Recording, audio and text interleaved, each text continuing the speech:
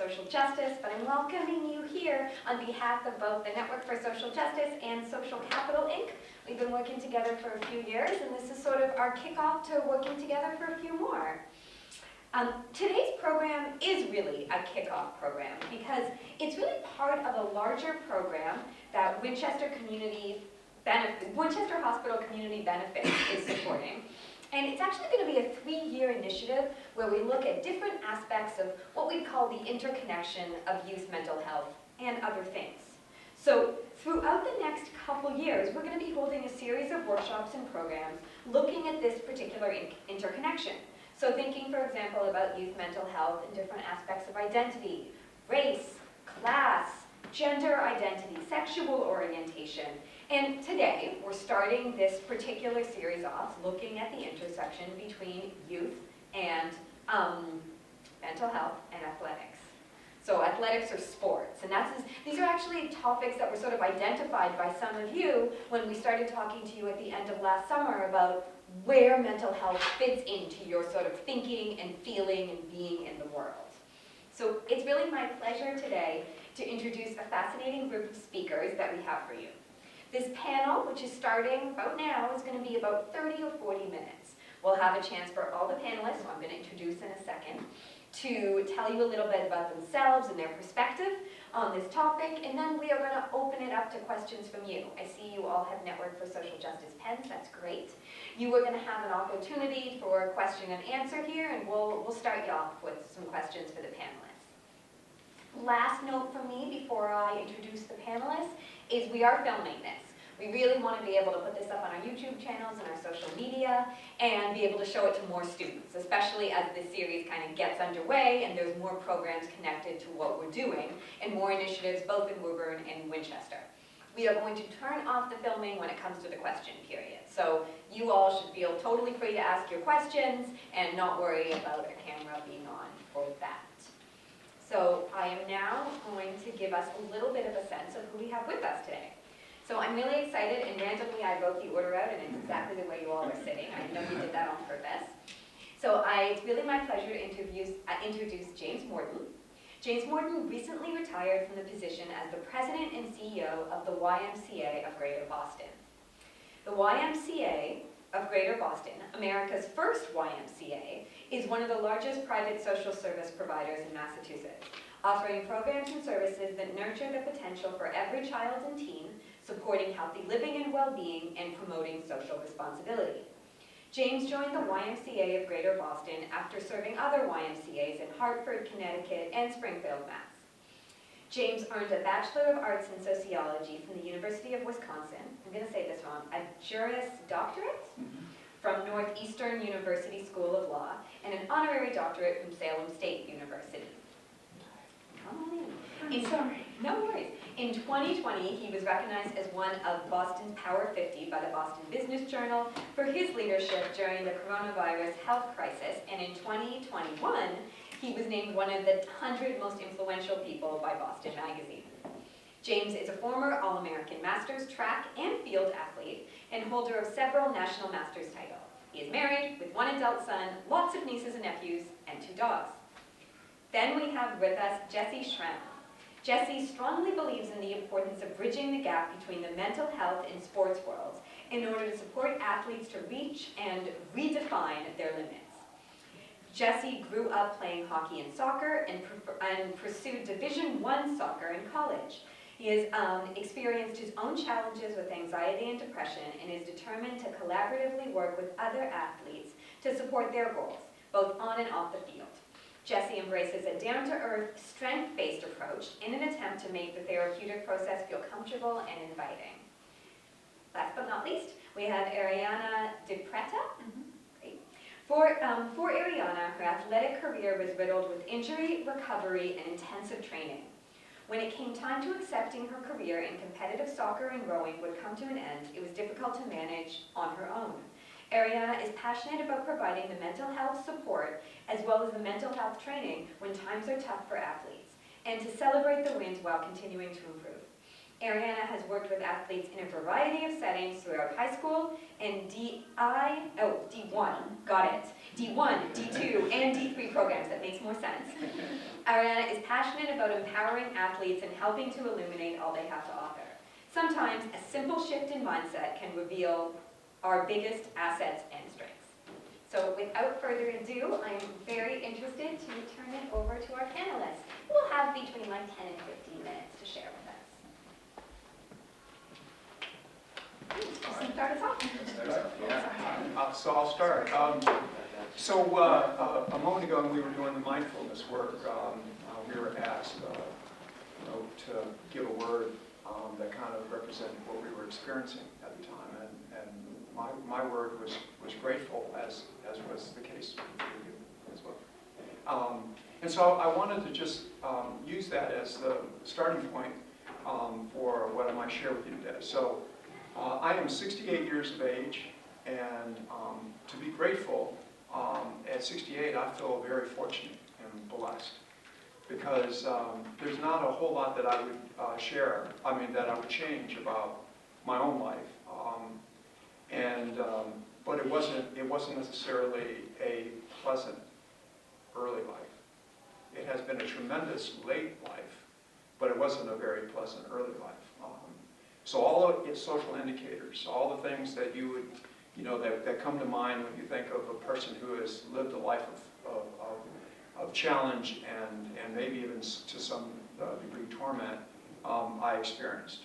Whether it was having a father go to prison, to have parents who were not faithful to each other, to have domestic violence be a part of our life experience, to live life on welfare, to have our source of food be government surplus food, where they would give you, canned beef and oatmeal and rice and big blocks of cheese, and you would make meals of that food.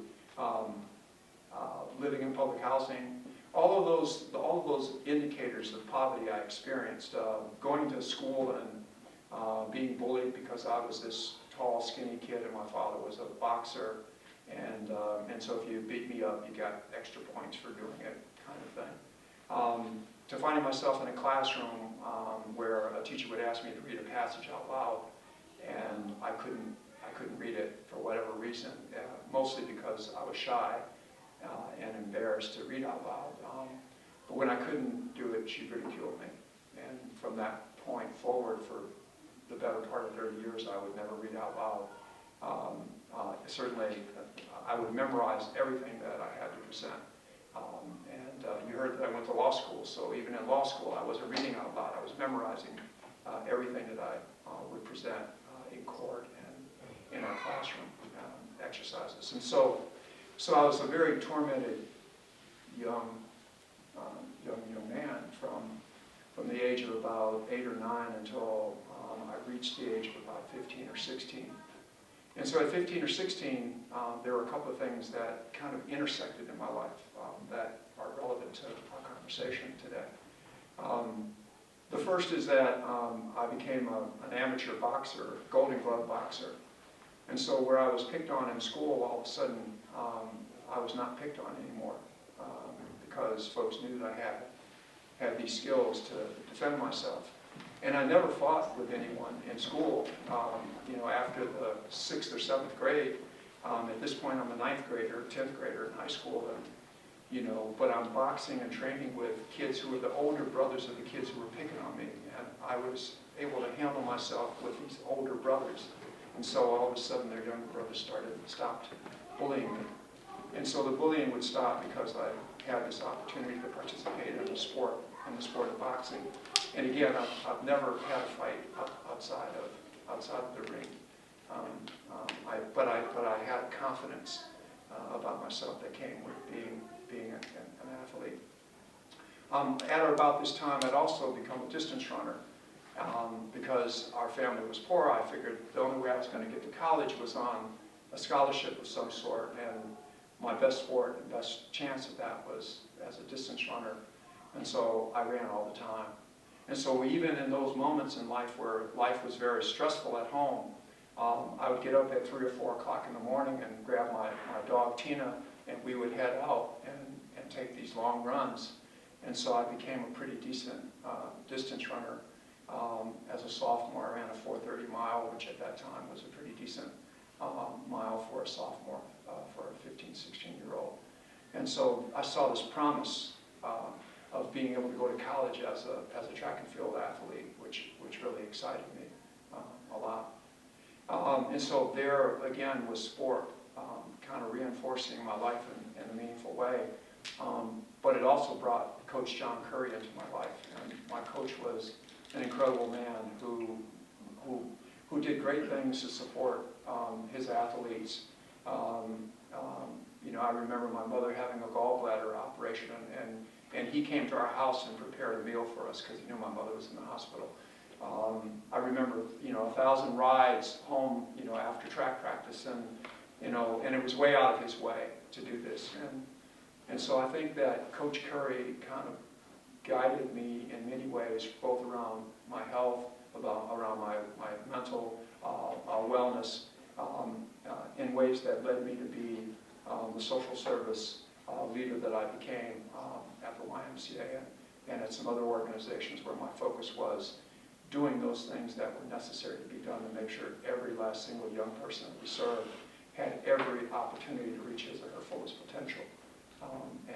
No matter what that meant, we would make sure that we were providing those services.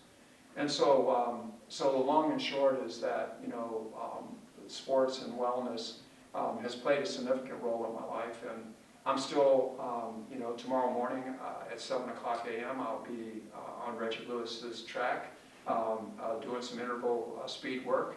And I'm 68 years old, and I'm still running Masters track, and hope to run it at a significant level once, now that I'm retired and have more time to do it.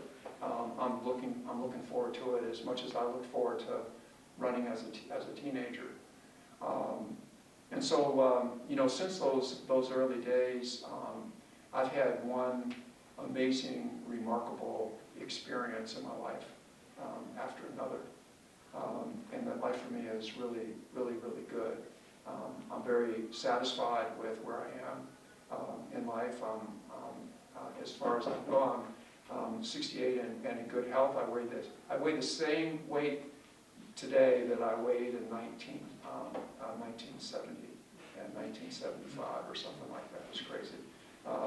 But I've always eaten well, as close to whole as possible, meaning I don't eat a lot of processed foods. I try to get, I never am successful at this, but I try to get 8 hours of sleep at night.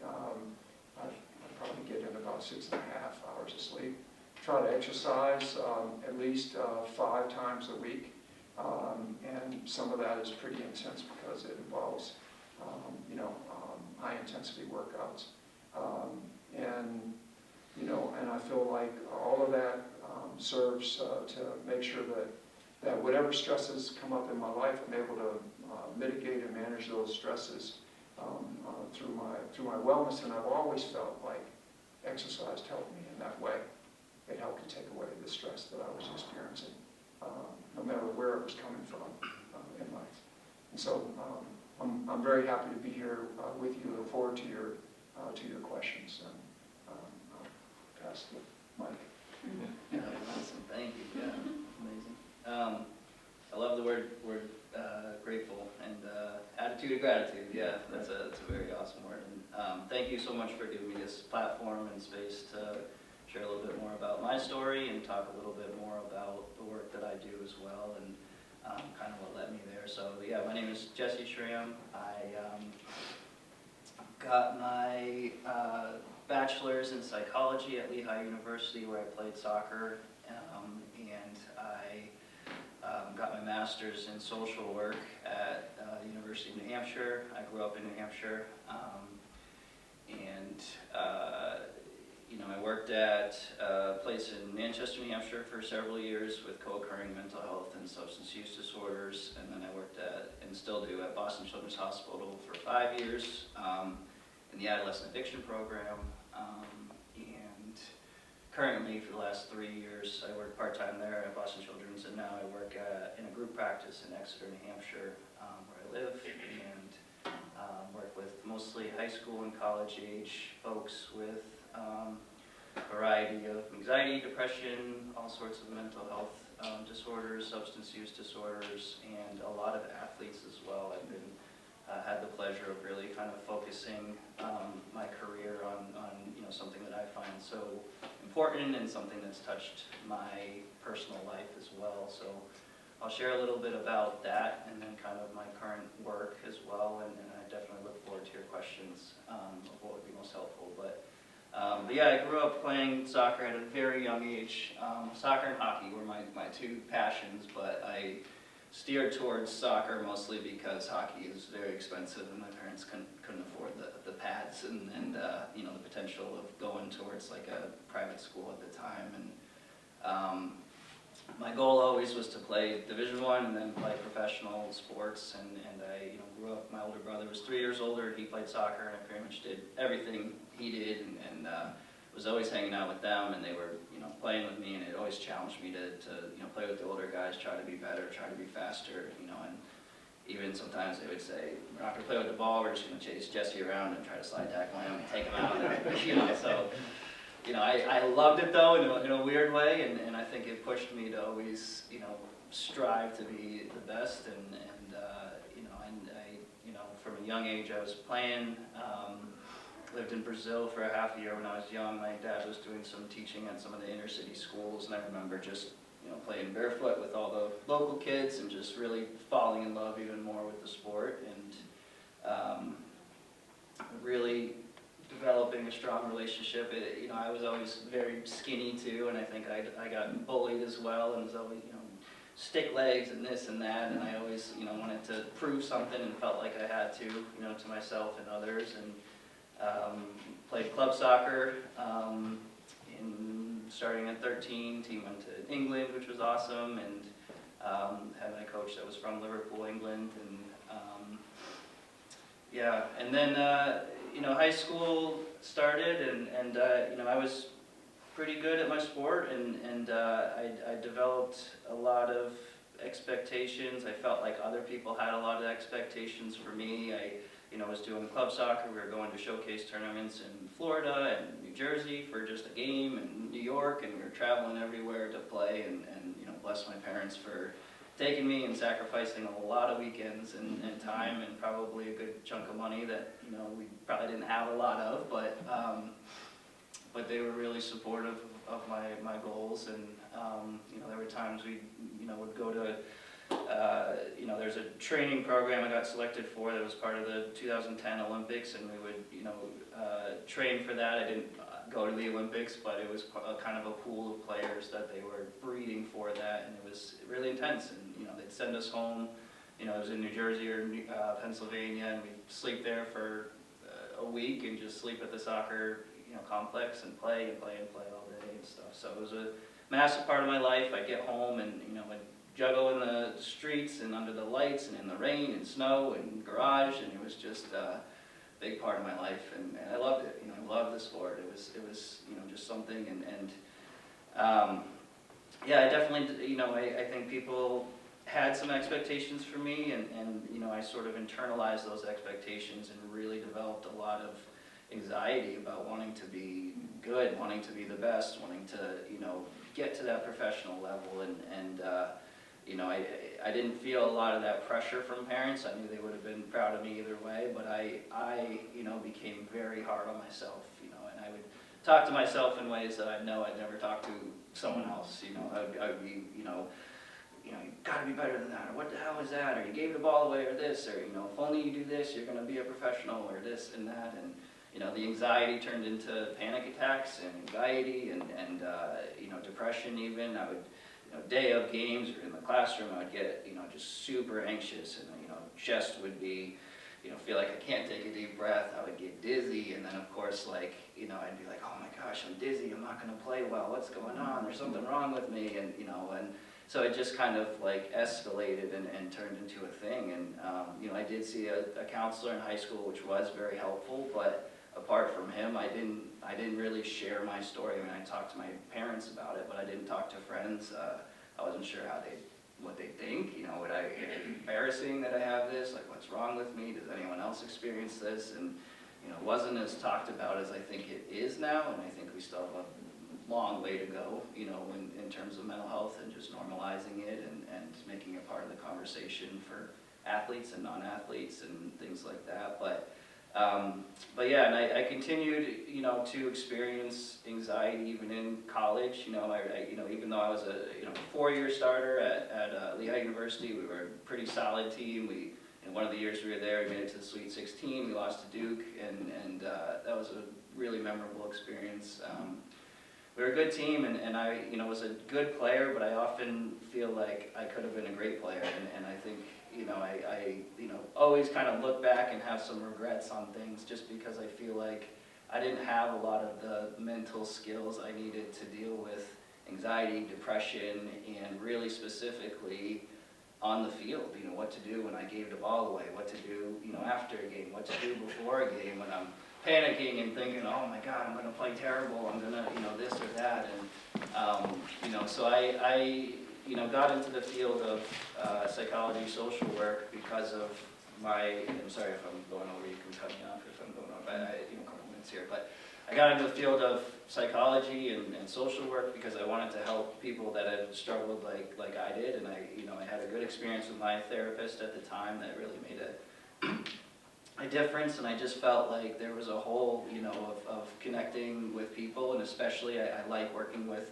males as well. You know, I work with a lot of, you know, teenagers, you know, male and female, but I really like working with males as well just because, you know, I want to normalize the ability to be vulnerable, to talk about things, to, you know, not have to be like, you know, tough and flex and, you know, all that, and really kind of work through, you know, things in a different way, express their feelings. So yeah, and you know, at this point, I you know, in terms of kind of the intersection that I try to bridge between mental health and sports, and I can talk more about it later, but you know, really seeing like, you know, people that have mental health disorders and who play sports is one kind of area. I see sort of 3 distinct spots. So, you know, they say, like, I think the CDC says 1 in 5 Americans, adults, like, have a mental health disorder in a given year. 1 in 5 children, either currently or in their lifetime, have a mental health disorder. So right there's probably multiple people on one team that are experiencing anxiety, depression, or that kind of thing. So people that have mental health disorders is a big area, you know, for sports. Just wellness in general, you know, I think he alluded to that as well, but like, you know, nutrition, what you're eating, you know, like sleep kind of thing, you know, the balance you have, are you socializing, how you doing in school, just kind of like the general mental health sort of focus that can really impact like performance and things like that. And then what Ariana will talk about as well and specialize in is really like the mental skills, you know, so really looking at, you know, what helps someone to have mental resilience, what helps someone to have a good, you know, control the controllables, as I like to say before a game, where you can really, you know, can't control the ref, can't control weather, but like you can control your reaction, you can control your body, all those kind of things.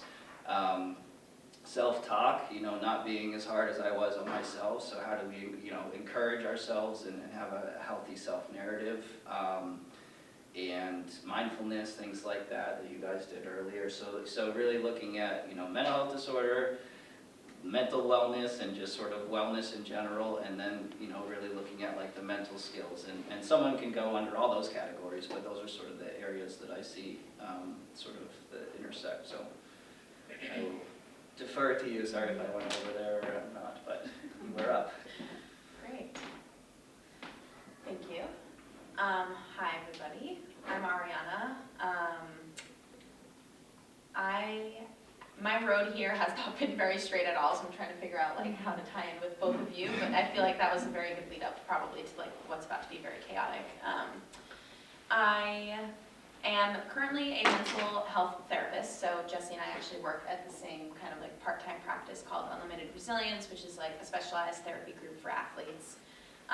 There's a bunch of us there who work there as like kind of our part-time kind of like athletes giving back to our own community of athletes. And I am also a specialist in mental skills. Sports psychology is what it's more commonly known as, but mental skills consulting. So I wear many, many hats. I have been a teacher, I've been an academic support specialist, I've been, like the list goes on. I've been a trauma therapist in a residential setting for teenagers who have pretty complex trauma histories, and now I am working part-time at a group practice where I do a variety of mental health concerns, so like anxiety, depression, OCD, LGBTQIA identities, life transitions, you name it, trauma, that's a big one. And then also I work part-time as a mental skills consultant, kind of like within my own practice, but also with high school teams, coaches, college teams and coaches, and one-on-one work with athletes as well. So my work is very fun because I was you, assuming that you are also athletes or athletic in some way, shape, or form. I was a soccer player my whole life. I grew up with 3 younger brothers. I'm the oldest of 4. So like that's, and I'm also the only girl in my family. So like that's its own burden. But I grew up being very competitive with all of them, right? Because they played the same sports that I played. So I played softball. I used to want to be like the first female baseball player for the Yankees because I'm a Yankees fan. I grew up in New York. Obviously that didn't happen. So I played softball and soccer and tennis, and like I came on to rowing later in my high school career. Like you name it, I was doing it, and I was overworked as a kid. Like man, I was in Greek school. Like my parents had me doing way too much. And I didn't have anyone to kind of like talk to about it, and there's a lot of pressure I put on myself as an athlete. But soccer was kind of like the main thing for a long time. And then in high school, I came on to rowing. And rowing is a very physically and mentally demanding sport. But I loved it because I was the only one in my family doing it. Like my brothers all played soccer and baseball, and they did football, and I had rowing. Like that was my thing. So I put a lot of pressure onto myself to be this like really talented rower. And I don't know if anyone's ever been on an erg, but it's this like torture device of a machine. And there's a screen on it that tells you like the time that you're pulling, how many meters you've gone, and coaches love making you do like erg tests. So you have to do like 2,000 meter test, and you have to like reach a certain split. And if you don't, your seat in a boat could be moved, which is kind of a big deal, or you could be put in a different boat. And it's just constant competition with the same people on your team who you're supposed to be teammates with. But also with yourself, right? This like huge internal battle happens every time that you're rowing. And we don't row because we like erging. We like rowing because we like being on the water and like that beautiful sport that you see that looks so effortless and graceful, but it's like your quads are screaming and your back hurts and all this crazy stuff. So all that being said, I was recruited D1 to be a rower because in my 2 years, it was really just 3 or 4 seasons of rowing.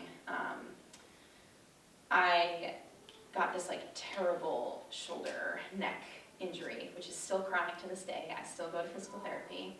I'm not as fortunate to be as healthy as you are at 68, but hopefully one day. But I was about to sign my D1 contract letter of commitment, and I found out that it was either multiple kind of like intensive surgeries, or you don't do it and you just live on. And that was kind of like the pivot point of my life. So I did not go to Bucknell, which is where I was going to go. Yeah, Me too. I know, yeah. I actually work with the Lehigh basketball player right now, and we talk about Bucknell a lot. So anyway, so I didn't go there. I went to a state school in upstate New York. I did not compete in any athletics. I could have potentially like done some club soccer, but I brought my soccer bag with me just to like see if I could like work up the muster to do it. And one of my cleats wasn't in the bag. So that was the perfect excuse to not try out for soccer. And also like I wasn't gonna be able to throw in balls from the sideline, so I was like, whatever, I won't do it. But those 4 years of college were really complicated for me. Like I didn't know who I was outside of athletics. Like being an athlete was a huge part of my identity. Like it really, really was. And so I didn't know how to go to the gym. Like I didn't know how to like eat properly because I could eat 40 pounds of pasta and pizza and like burn them off in one rowing practice, right, or one soccer practice. So I just didn't know how to like function as a human being. Still figuring it out. I'm 28 and it's like still a battle. So all of that being said, I like became a teacher, and then when I was teaching, I was like working with these kids, and I was coaching soccer there because that was kind of my way of staying connected to the sport. And I realized like learning about kids' stories, like my favorite part of teaching, I don't know, you guys probably, you're all in school, right? Like you all have teachers. You probably have one teacher who you like really like to talk to, or like you go to sit with them at lunch, or you go early in the morning to like bother them. Like that was the teacher I loved being for those kids, and I realized like I don't like making lesson plans, I don't like grading homework, I don't like writing essays. Like it became the bane of my existence, but I loved talking to kids and like learning about their lives and figuring out like how we could make, because a lot of them are also athletes on my soccer team, so how sport was helping them as people. So I went to BU, Boston University, to get my master's degree in mental health counseling and also sports psychology. I did not know that sports psychology was a thing until I applied to that program, which is a fun thing, because it changed everything for me. I was like, holy crap, like sports psychology? Like, you can do that for people? Like, I didn't have a therapist in high school. I didn't talk to my guidance counselor because she was super lame and like didn't understand sports and like what I was going through. Like, so knowing that I could combine what I loved so much of like learning about people and helping them and learning about their stories with what I also loved so much was sport and figuring out how to overcome mental blocks and emotional blocks. And even if you don't have a problem, how do we like make it even better for you, right? Like that was really motivating for me.